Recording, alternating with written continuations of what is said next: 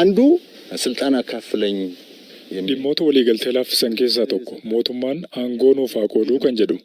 Mootummaan aangoon qoodaa otoo jedhees aangoo qooduuf hin danda'u. Mootummaan isaan hirmaachisuu garuu ni danda'a. Qooduuf hin danda'u. Mootummaan aangoo humnaan qabate otoo ta'e aangoo naaf qoodi jechuun ni danda'ama.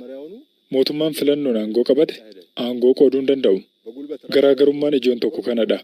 Aangoo qooddachuudhaaf yaada yeroo dhiyeessan ammoo propoozaala mataa isaanii dhiyeessaniiru. Kun sirrii miti. Heeraan ala. Kun heera diiguudha. Nageenyaan qabsaa'uudhaaf akkasuma filannootti dhiyaachuudhaaf qabsoo hidhannoodhaan baadiyyaa keessatti gaggeessu dhiisuun karaa nagaatiin gara hawaasaatti deebi'uu gaafata. Yoo ni mari'atta ta'e kan hojiirra oolchuu qabda. Kan erga fudhattee booda gaaffii kaasta. Hidhannoo hiikkachuu qabu. Diigamuun hawaasatti dabalamuu qabu. Addunyaan haala kanaan hojjeta. Walitti bu'insi kamiyyuu akkaataa kanaan hiikama. Oolaan kana fudhachuudhaaf rakkateera. Otoo hidhannoon hiikkatiin akkamitti waliin mari'attaa? Sababni isaa biyya tokko keessa qaamni hidhate lama jiraatu.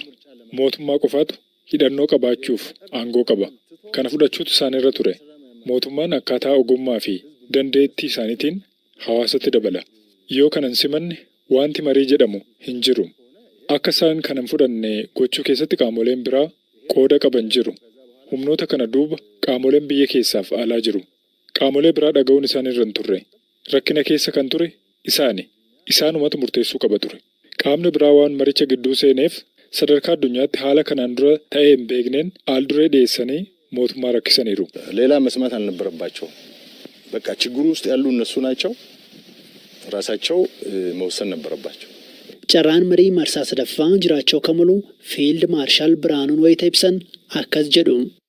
ሶስተኛ እድል ይኖራል ወይ የሚለው ሊኖር ይችላል።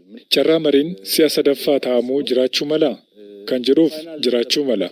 Qaamoleen jaarsummaatti hirmaatanis kan itti amanan guduunfaan marichaa qophaa'ee ture. Guduunfaa marichaa fudhannaan mariin marsaa sadaffaa ni jira. Marii marsaan sadaffaan akka marsaa lammaffaatti bal'aa ta'uu dhiisuu mala. Sanadnii fi mariin amma yoonaatti dhamaanii jira. Isa simannaan marii marsaa sadaffaan ni jiraata. Mariin kun isa xumuraa ta'a jedhee yaada. ሊኖር ይችላል። ሶስተኛ ውይይትም የመጨረሻ ይሆናል ብዬ ገምታለሁ።